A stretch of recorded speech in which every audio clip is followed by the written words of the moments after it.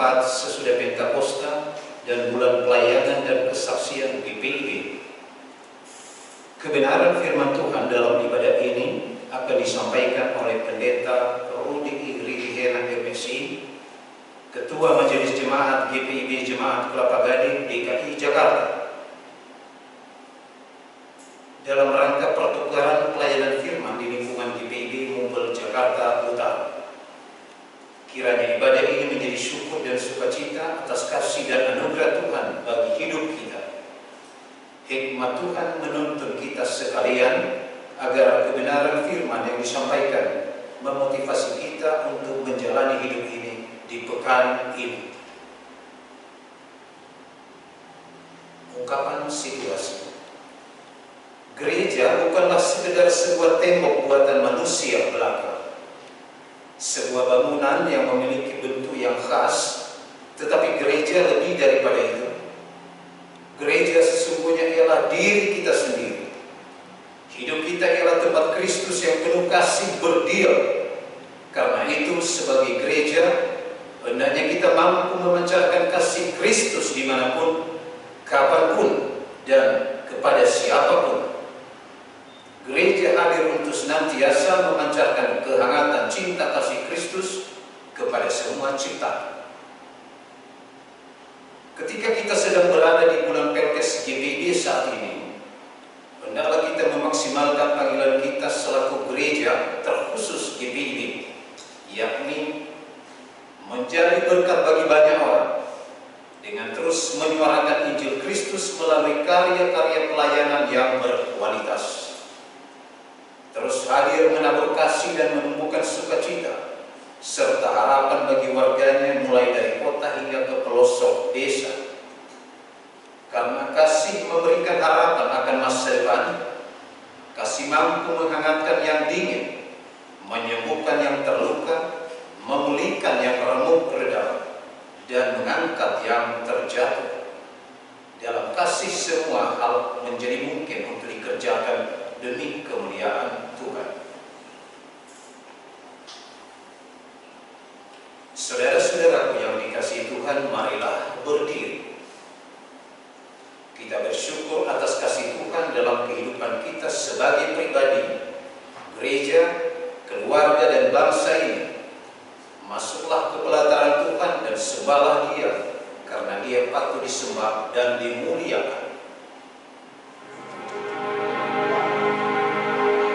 Hanya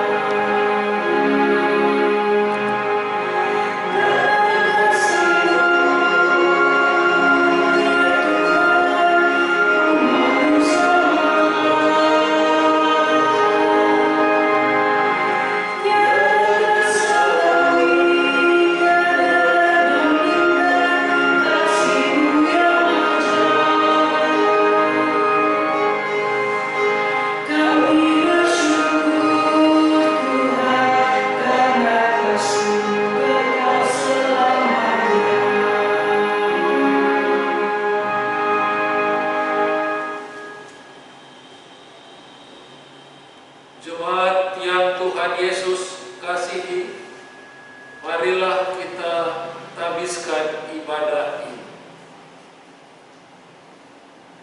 Pertolongan kita adalah dalam nama Tuhan yang menjadikan langit dan bumi.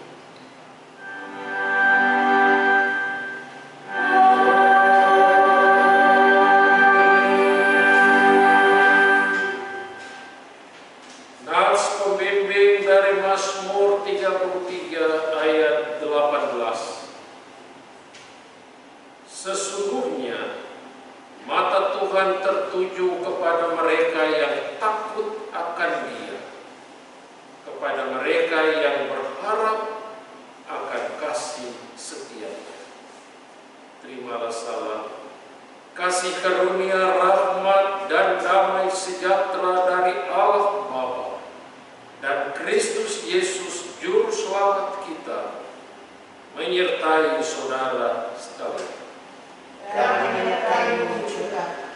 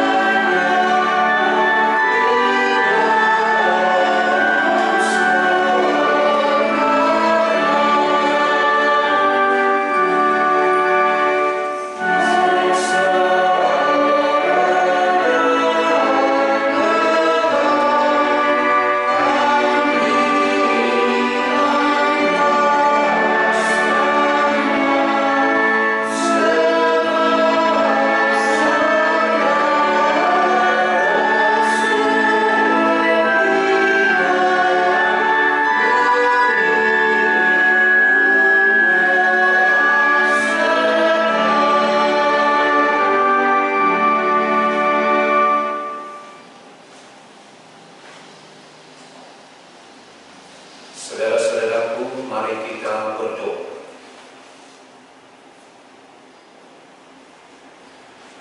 Ya Bapa, dengan sepenuh hati kami tertunduk di hadapan-Mu, mengucap syukur atas kehidupan yang kami jalani sampai hari ini. Tuhan selalu ada di sisi kami ketika kami melewati berbagai umur dan juang kehidupan. Walau terkadang kami tergelincir, bahkan jatuh dalam ketidaktaatan untuk melakukan firman-Mu, menjauh dan melupakan-Mu dalam setiap juang kehidupan. Engkau Yesus selalu setia, karena itu kami memohon.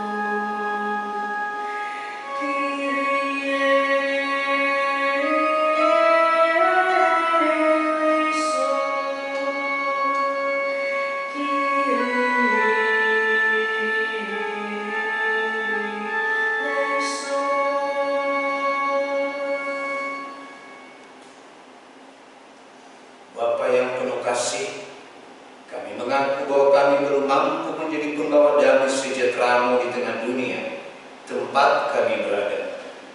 Kami gagal menaburkan kasih-Mu untuk menumbuhkan harapan tanpa pandang rupa dan pamrih. Kami sadar akan keegoisan kami.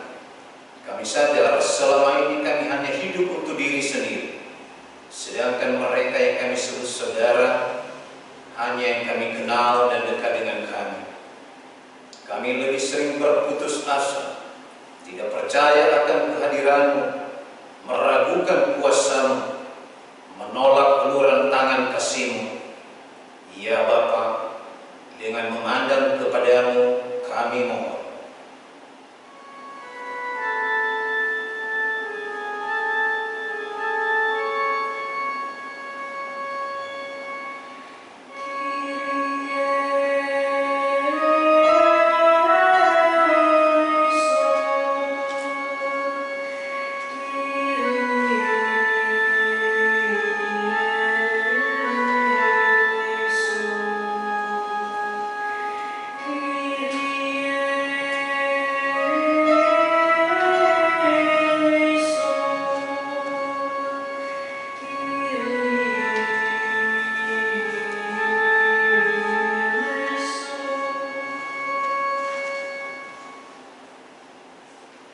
dalam pengampunan-Mu ya Kristus.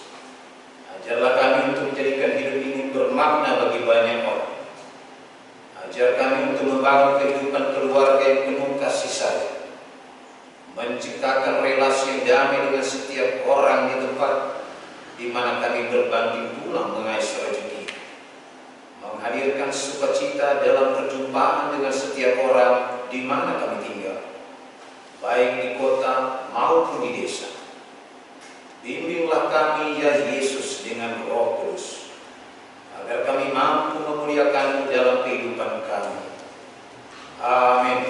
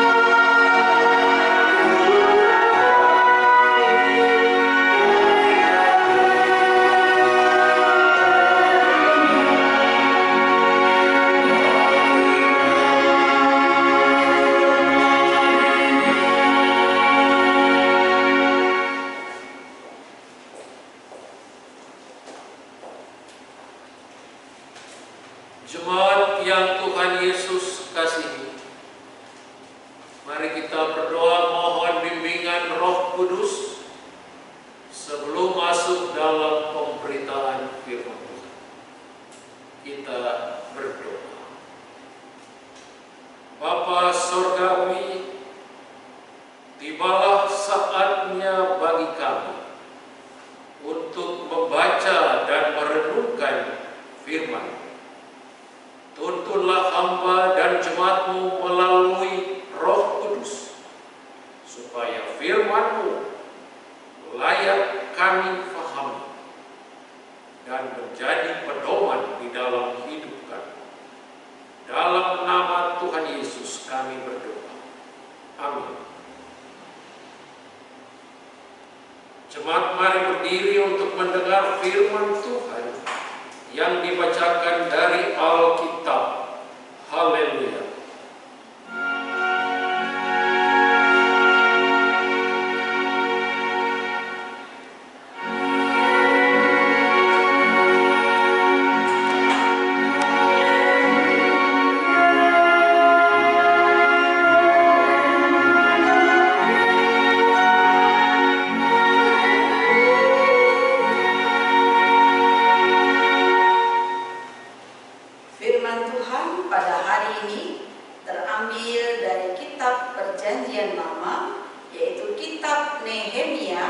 pasalnya yang ketiga, ayat 1 sampai yang ke-8 berkata, Maka bersiaplah imam besar Eliasib dan para imam, saudara-saudaranya, lalu membangun kembali pintu gerbang domba. Mereka mentabiskannya dan memasang pintu-pintunya. Mereka mentabiskannya sampai menara Mea, menara Hananel. Berdekatan dengan mereka orang-orang Yeriko membangun, dan berdekatan dengan orang-orang itu Zakkur bin Imri. Pintu gerbang ikan dibangun oleh Bani Sena. Mereka memasang balok-balok, lalu memasang pintu-pintunya dengan pengancing-pengancing dan palang-palangnya. Berdekatan dengan mereka, Meremot bin Uria bin Hakos mengadakan perbaikan, dan berdekatan dengan dia, Mesulam bin Berekia bin Mesesabel. Berdekatan dengan dia, Sadok bin Bana mengadakan perbaikan, dan berdekatan dengan dia, orang-orang Tekoa. Hanya pemuka-pemuka mereka tidak mau memberi bahunya untuk pekerjaan tuan mereka. Pintu gerbang lama diperbaiki oleh Yoyada bin Paseah dan Mesulam bin Besoja. Mereka memasang balok-balok, lalu memasang pintu-pintunya dengan pengancing-pengancing dan palang-palangnya.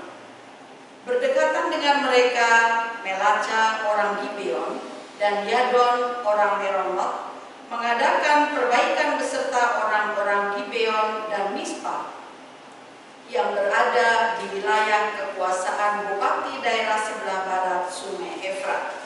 Berdekatan dengan mereka, Usiel bin Harhaya, salah seorang tukang emas, mengadakan perbaikan, dan berdekatan dengan dia, Hananya, seorang juru campur rempah-rempah. Mereka memperkokoh Yerusalem sampai tembok-tembok lebar. Demikian bunyi firman Tuhan.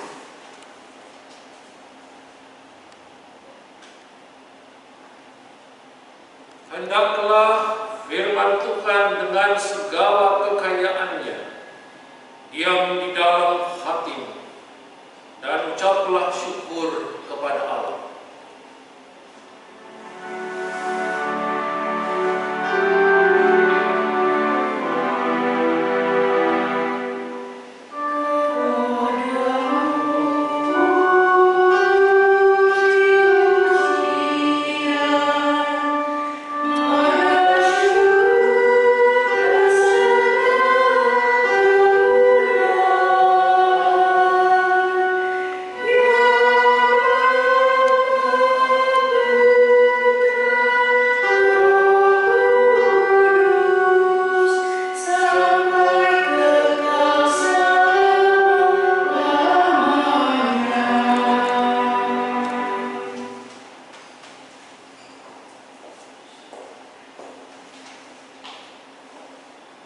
Shalom, saudara-saudara jemaat yang Tuhan Yesus kasihi. Ada satu hal yang pasti, kalau kita mengerjakan sesuatu dengan melibatkan kuasa Tuhan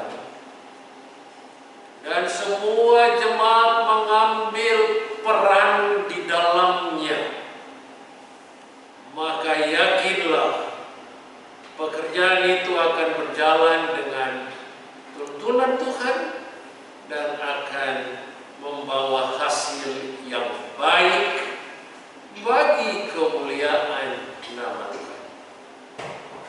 Nah, itu yang kita lihat dalam bacaan kita ini. Nehemia pasal 3. Kita tahu bersama bahwa ketika kerajaan Babilonia menguasai Israel, maka Yerusalem diporak-porandakan,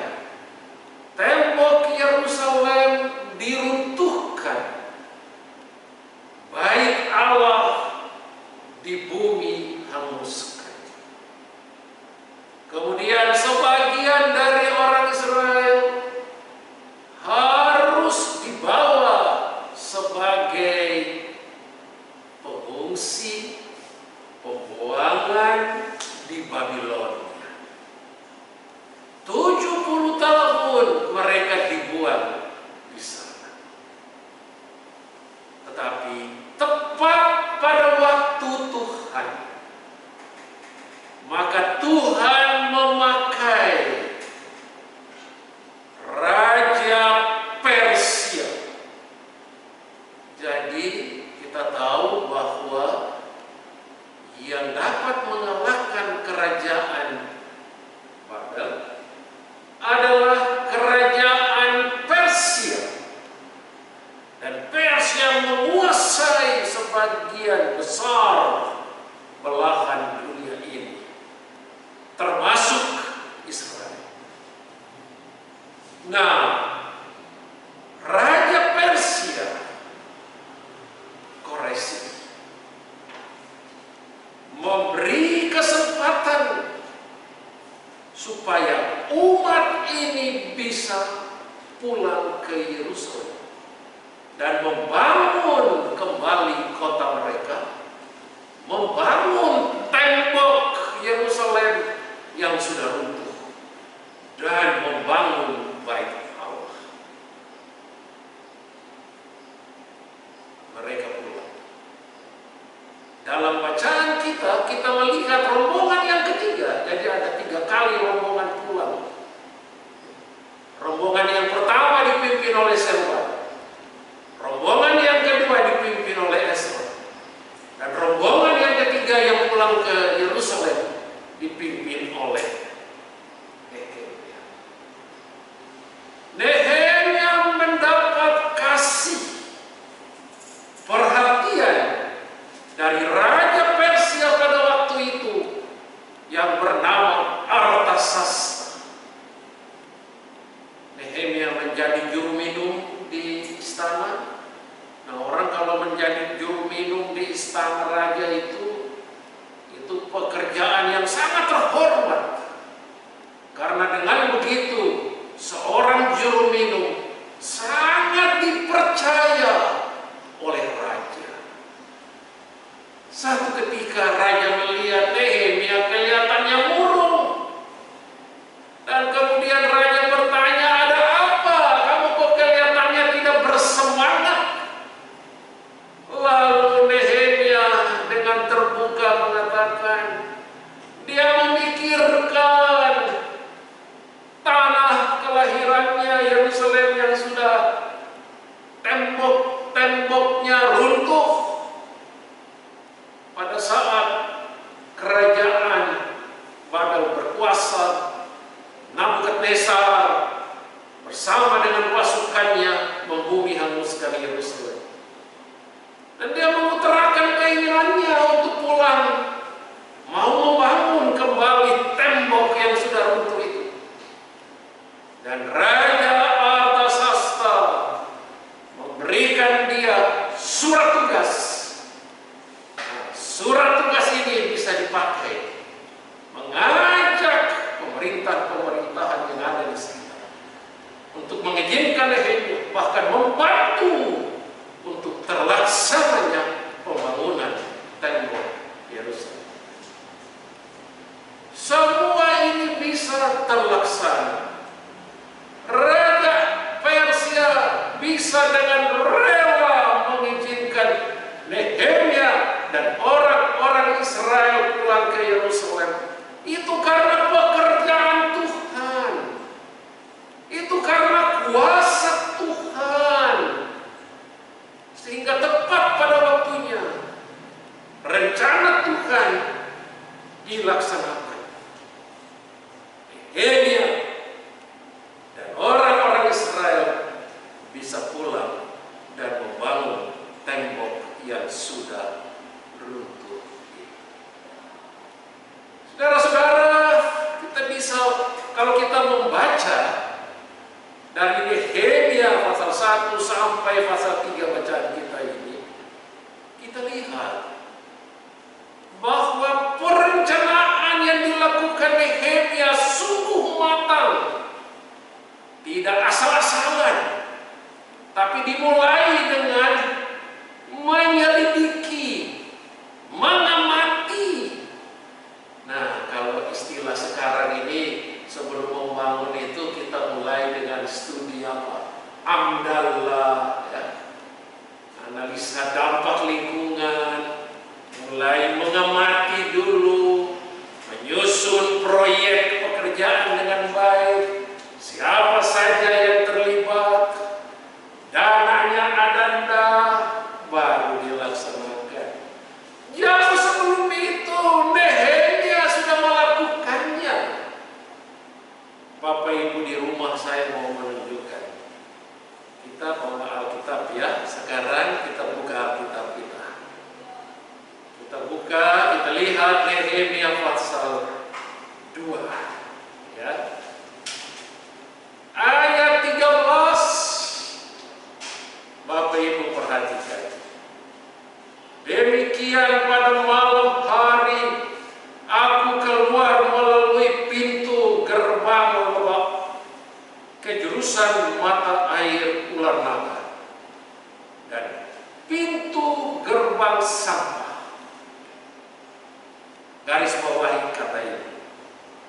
Aku menyelidiki dengan seksama tembok-tembok Yerusalem yang terbongkar dan pintu-pintu gerbang yang habis dimakan api. Perhatikan kata menyelidiki. Nah, ini jadi tidak asal-asalan. Malam-malam hari Nehemia sudah keluar diam-diam menyelidiki. Ya. Jadi ini memang perencanaan yang matang. Dia sudah menyelidiki dengan seksama tembok-tembok itu. Bahkan kalau kita lihat ayat 15, aku naik ke atas melalui wadi pada malam hari dan menyelidiki dengan seksama tembok itu. Kemudian aku kembali, lalu masuk melalui pintu gerbang lebak. Demikianlah aku pulang.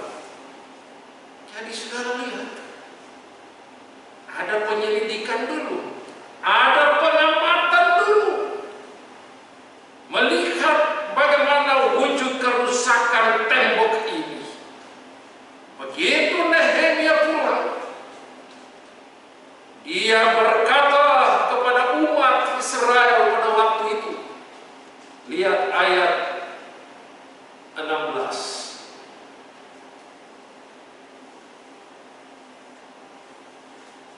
Para penguasa tidak tahu kemana aku telah pergi dan apa yang telah aku lakukan, karena sampai kini aku belum memberitahukan apa-apa kepada orang Yahudi, baik kepada para imam maupun kepada para pemuka, kepada para penguasa dan para petugas lain. Berkatalah aku kepada mereka, kamu lihat kemalangan yang kita alami, yaitu Yerusalem telah menjadi reruntuhan dan pintu-pintu gerbangnya telah terbakar. Mari kita bangun tembok Yerusalem supaya kita tidak lagi dicela. Ketika aku beritahu kepada mereka betapa murahnya tangan Allahku yang melindungi aku, dan juga apa yang dikatakan raja kepadaku, berkatalah mereka, nah ini kesiapan umat. Setelah Nehemia mengetuk hati mereka tergerak, dan mereka berkata begini, kami siap untuk membangun. Dan dengan sekuat tenaga mereka mulai melakukan pekerjaan yang baik itu. Jadi saudara lihat, setelah menyelidiki, kemudian melakukan sosialisasi kepada umat. Ini loh kerusakan yang kita alami. Kerusakan ini yang membuat kita dicela oleh banyak orang. Karena identitas kita, tembok Yerusalem Masa kita mau biarkan begitu saja? Umat yang sudah tersosialisasi oleh Nehemia ini, Nehemia sudah ketuk hati mereka. Akhirnya mereka sadar. Mereka memberi diri dan mereka katakan, kami siap membangun. Nah, umat semua terlibat di dalamnya. Kalau kita lihat di situ, para imam besar, ya, para imam ini memberi contoh. Kalau istilah sekarang itu menjadi role model.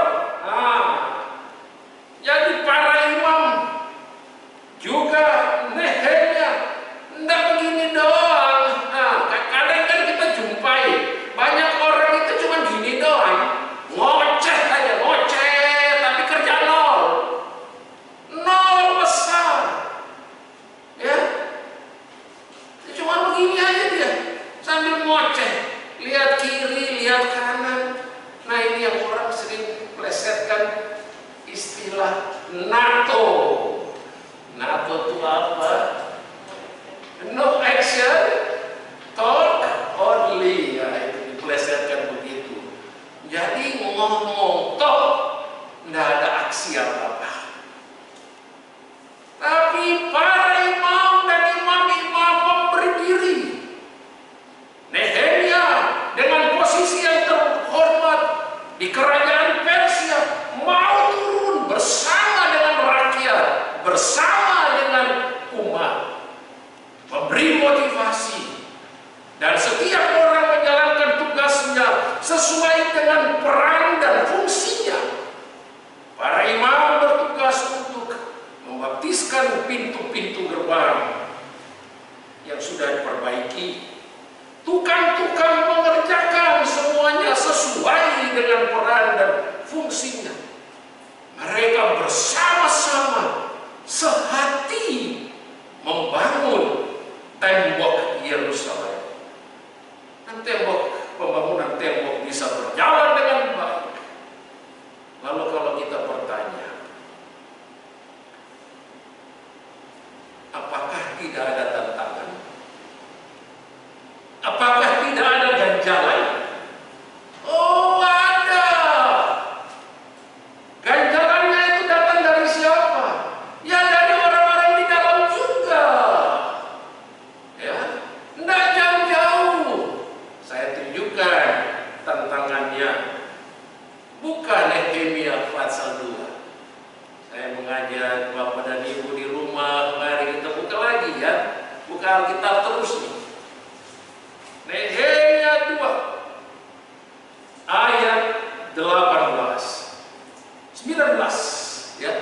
Nehemia 2 ayat 19 kita lihat. Ketika Sanballat orang Horon dan Tobia orang Amon pelayan itu dan Geshem orang Arab mendengar itu, mereka memolok-molok dan menghina kami. Kata mereka, apa yang kamu lakukan itu? Kamu mau berontak terhadap raja? Aku menjawab mereka,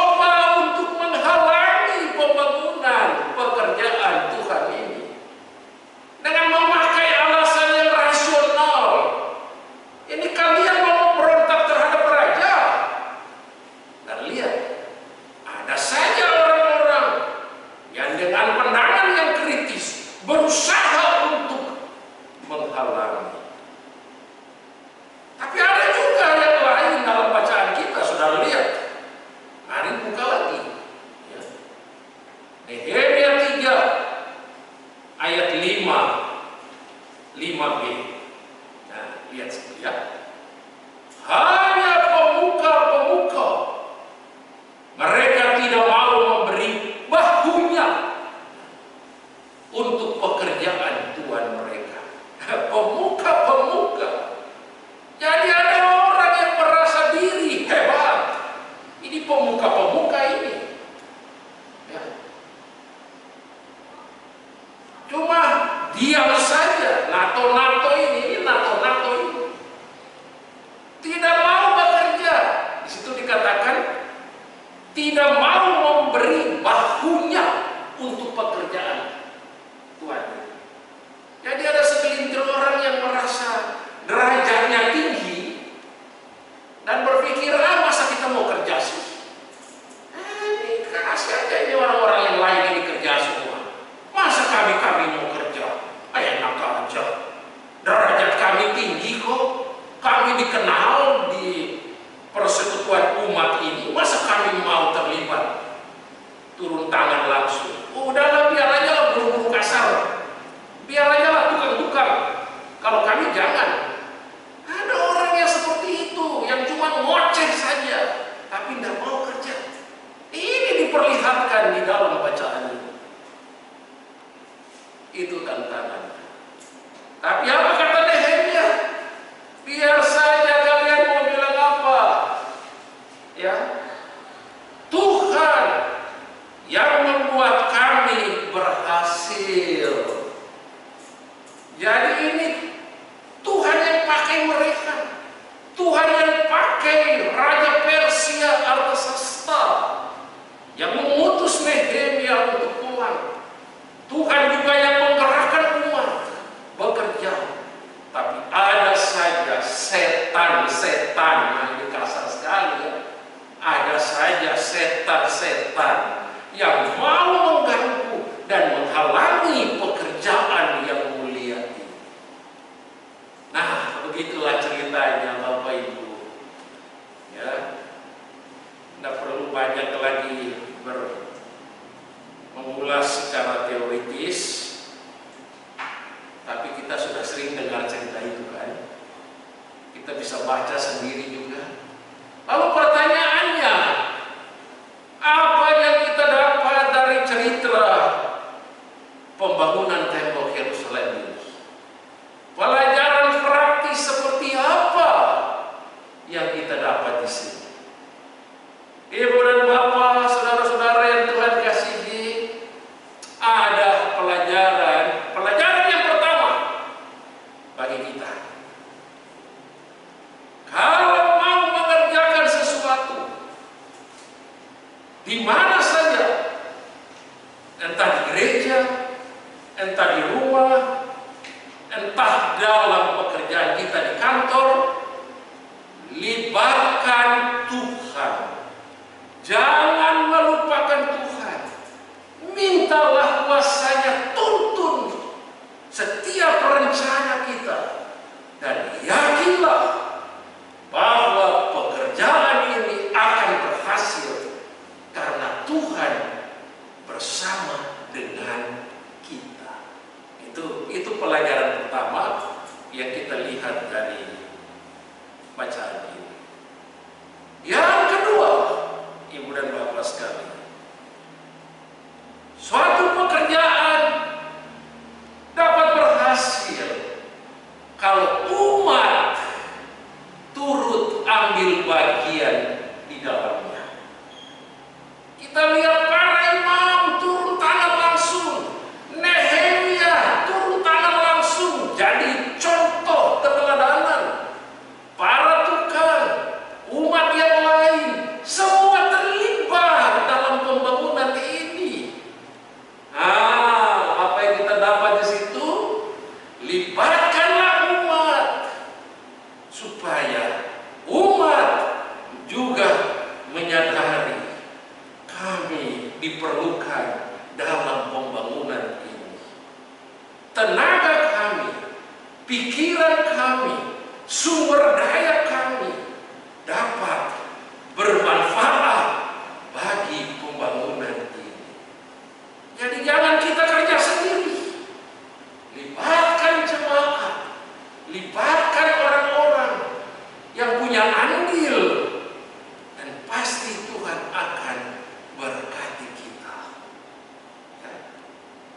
Itu yang kedua. Yang ketiga, ada saja pengacau-pengacau yang mengganggu sukacita dan pikiran kita ketika niat baik kita mau kita wujudkan.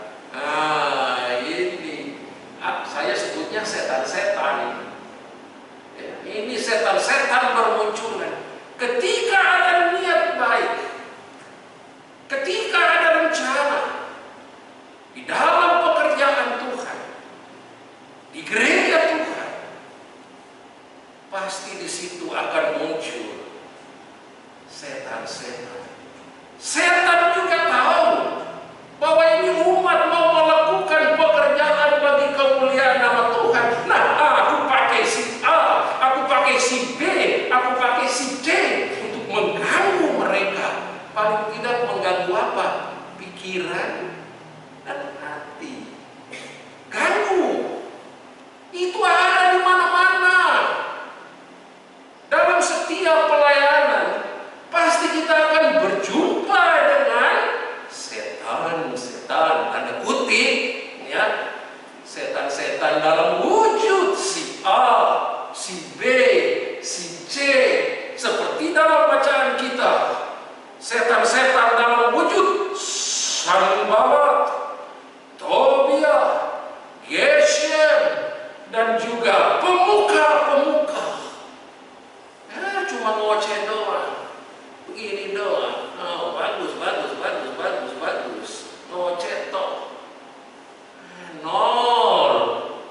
Nggak ada kerjanya. Ya syukur-syukur mau kasih persembahan. Ada kasih persembahan juga tidak. Tapi kalau ngoceh, waduh, gila. Ngoceh melulu. Tapi kalau kasih persembahan, nanti dulu. Lagi pandemi, ini lagi COVID, pekerjaan susah. Iya, semua susah lah, semua susah. Nah, yang sering katakan ke jemaat, barusan kemarin saya khotbah, saya bilang, di mana-mana susah, pekerjaan terganggu, penghasilan juga menurun. Tapi puji syukur, persembahan ke gereja tetap meningkat. Aduh, puji Tuhan. Padahal ini dunia lagi goncang-gancing, tapi jemaat sadar, jemaat setia untuk memberi diri, memberi persembahan ke gereja. Ada saja yang Tuhan pakai. Jadi saudara, kita bisa melihat itu. Dalam kondisi sulit ini, berkat dan kasih Tuhan senantiasa ada bagi jemaat.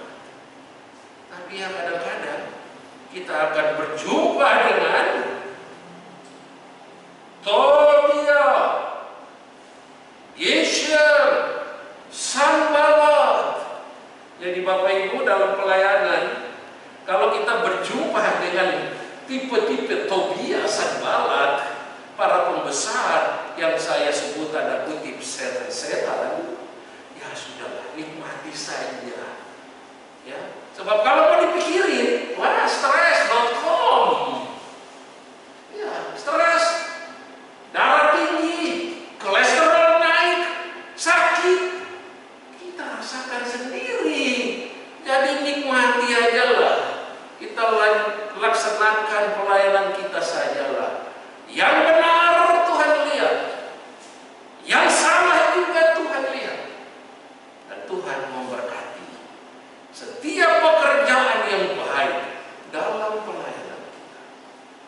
Saat ini GPIB berada dalam pelayanan bulan Pelkes.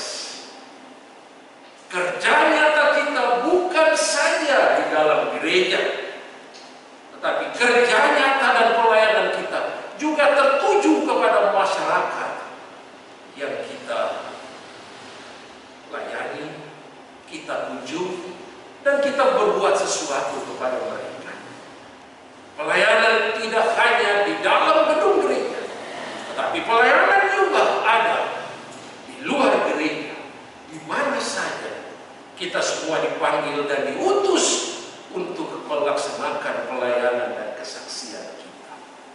Kita percaya kalau kita melibatkan Tuhan, maka yakinlah pelayanan kita, cita-cita kita, waktu kita yang kita berikan untuk melayani Tuhan, tenaga kita tidak sia-sia, tetap diberkati oleh Tuhan. Mata Tuhan melihat barang siapa yang memberi diri dengan sungguh-sungguh mau melayani, mau terlibat dalam pelayanan bagi kemuliaan nama Tuhan. Aduh, khotbah ini sudah terlalu panjang ya Bapak Ibu. Berapa menit ini khotbah? Berapa Bu? Ada 1 jam tak? Belum. Coba kalau kita pergi di Kelapa Gading sana, di gereja khotbah 1 jam itu kadang-kadang belum cukup. Kalau di kita cukup ya. Cukup ya. Bapak Ibu majelis sudah ngangguk-ngangguk berarti ya sudah cukup. Jangan lebih lagi Pak Pendeta, nanti masuk kiri keluar kanan. Nah, saya cukup aja ya Bapak Ibu. Dengan demikian 1 kalimat pendek di akhir khotbah ini. Segala sesuatu yang kita kerjakan dengan melibatkan Tuhan dan kuasa-Nya, juga melibatkan seluruh sumber daya jemaat, yakinlah pasti akan berhasil walaupun ada banyak tantangannya. Amin. Amin. Amin. Ya, kalau majelis sudah bilang amin ya, saya amin juga. Amin.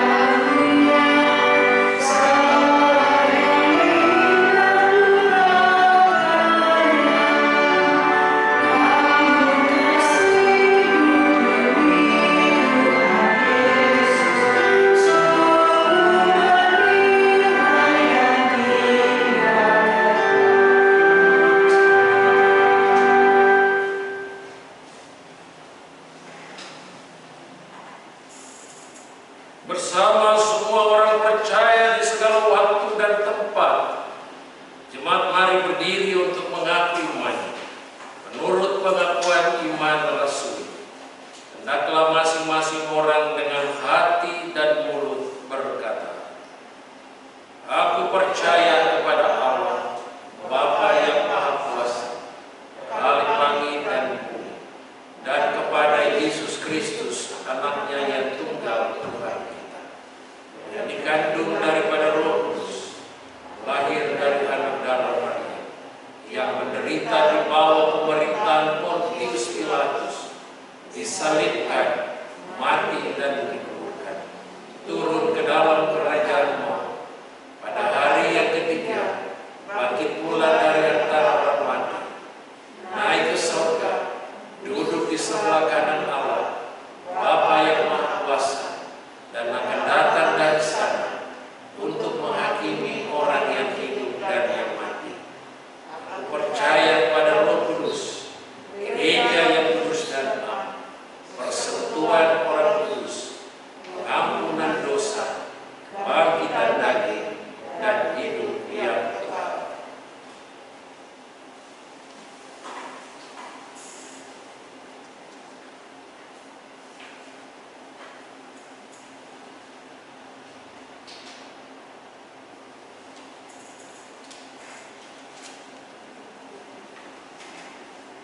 Jemaat yang Tuhan Yesus kasihi, mari kita masuk dalam doa syafaat. Kita berdoa.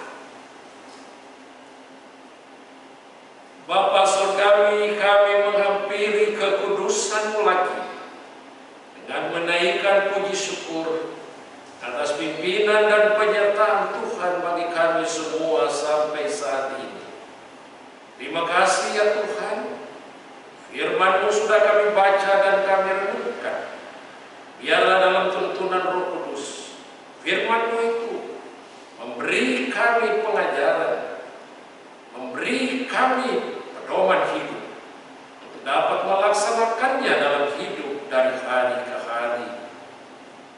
Kami bersyukur Tuhan mengutus hamba-hamba-Mu, para presbiter, diaken penatua, unit-unit misioner, terutama Ibu Pendeta Umi Rahayu dan keluarganya, semua yang memberi diri untuk melayani di jemaat ini.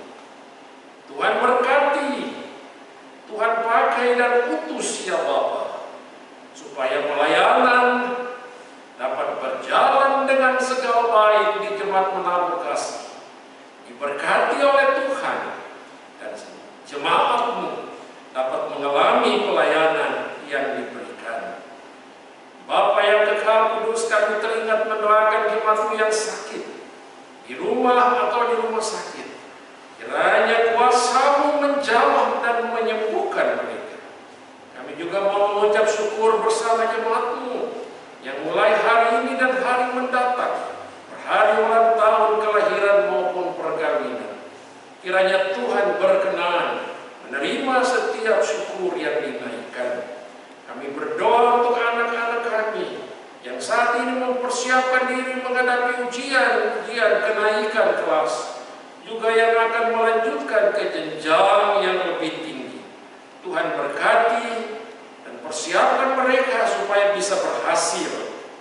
Kami juga berdoa untuk pemerintah bangsa dan negara kami. Tuhan berkati dari Bapak Presiden sampai dengan aparat yang terkecil, yang rendah, yang ada di pelosok-pelosok desa. Tuhan sertai mereka semua. Tuhan pakai pemerintah kami bersama dengan Satgas COVID nasional, sehingga mereka dapat menangani pandemi COVID-19 ini. Dan kami percaya dengan kuasa-Mu, tingkat kenaikan ini akan menurun, dan masyarakat akan menikmati kondisi new normal dengan melaksanakan protokol kesehatan dengan baik. Bapa yang kekal kudus, kami berdoa bagi setiap bentuk pelayanan dalam jemaat Menabur Kasih di sini. Tuhan berkati semuanya ya Bapa. Pada tanggal 16 Juni nanti, pada hari Rabu, akan dilaksanakan webinar keluarga. Biarlah Tuhan Yesus turut campur tangan. Tuhan berkati narasumber, Tuhan tuntun supaya webinar ini berjalan dengan baik, bermanfaat bagi kehidupan jemaat-Mu. Kami juga berdoa untuk pelaksanaan pekan liburan anak-anak PA dan PT pada tanggal 20, 26, dan 27 Juni.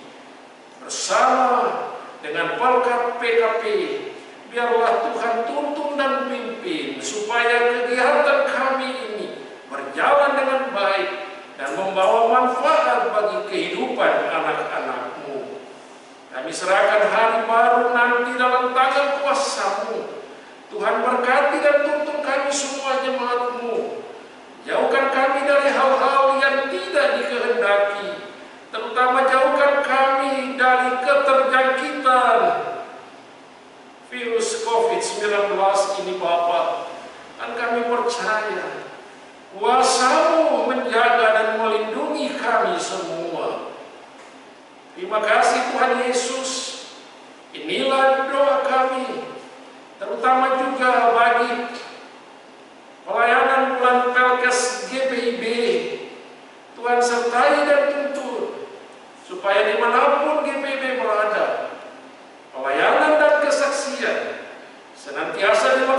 pujian bagi kebesaran dan kemuliaan nama-Mu. Bapa yang kekal kudus, doa ini kami minta dalam nama Yesus yang telah mengajar kami berdoa.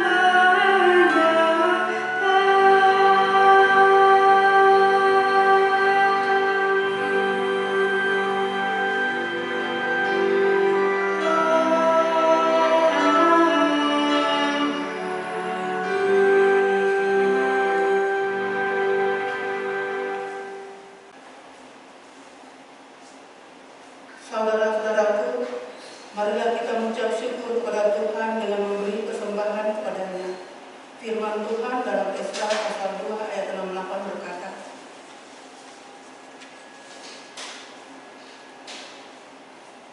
beberapa kepala kaum keluarga tatkala datang ke rumah Tuhan yang di Yerusalem mempersembahkan persembahan sukarela guna pembangunan rumah Allah pada tempatnya semula. Tuhan memberkati persembahan terbagi yang saudara berikan kepadanya. Thank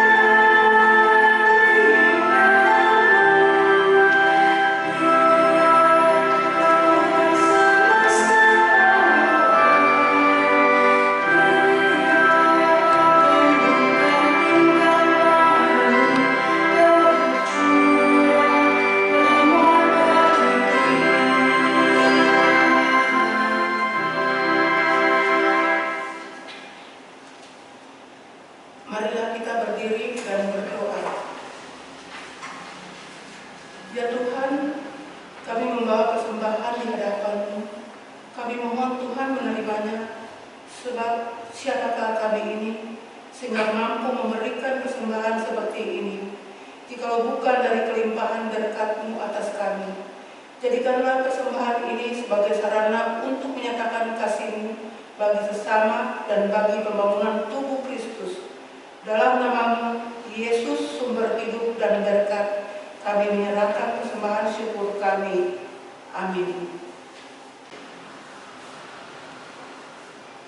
Jemaat yang Tuhan Yesus kasihi, Tuhan mengutus kita untuk membagikan cinta kasih-Nya kepada semua orang. Marilah bersama mengambil bagian dalam pembangunan jemaat melalui talenta yang dimiliki, agar kita dapat lebih banyak menyirami dunia dengan kasih Kristus.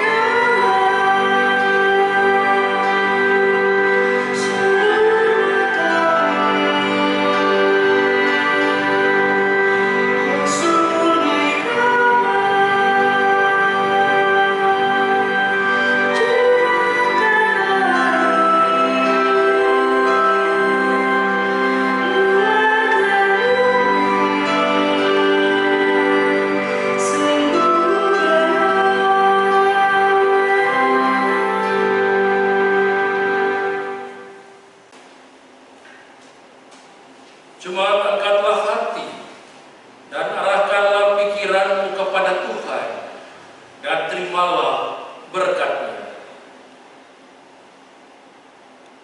Tuhan memberkati engkau dan melindungi engkau. Tuhan menyinari engkau dengan wajah-Nya dan memberi engkau kasih karunia. Tuhan menghadapkan wajah-Nya kepadamu dan memberi engkau damai sejahtera.